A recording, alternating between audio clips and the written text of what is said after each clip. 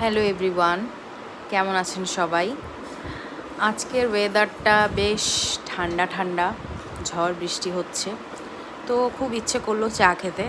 আমি যদিও রেগুলার চা খাই না, তো আজকে খেলাম আর কি।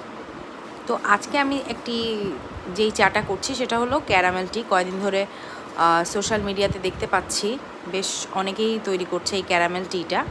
তো আমি সেটাই আজকে তৈরি করার চেষ্টা করব। তো আপনারা দেখতেই পেলেন যে আমি একটি পাত্রে চিনি নিয়ে ক্যারামেলাইজ করে নিলাম। তারপরে তার মধ্যে কিছু দুধ দিয়ে এটাকে সুন্দর মতো জাল দিয়ে তারপরে তার মধ্যে চা পাতা অ্যাড করে এটাকে কিছুক্ষণ ধরে অনেকটা সময় ধরে জাল করে নিয়েছি। ব্যাস, এটা একদম সিম্পল, বাট আমার কাছে খেতে বেশ ভালো লাগলো। মানে একটা ক্যারামেল ক্যারামেল ফ্লেভার।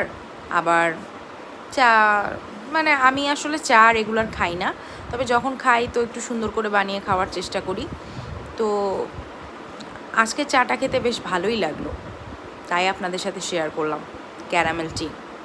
আপনারাও কিন্তু ট্রাই করতে পারেন, ভীষণ টেস্টি লাগছে। বাই।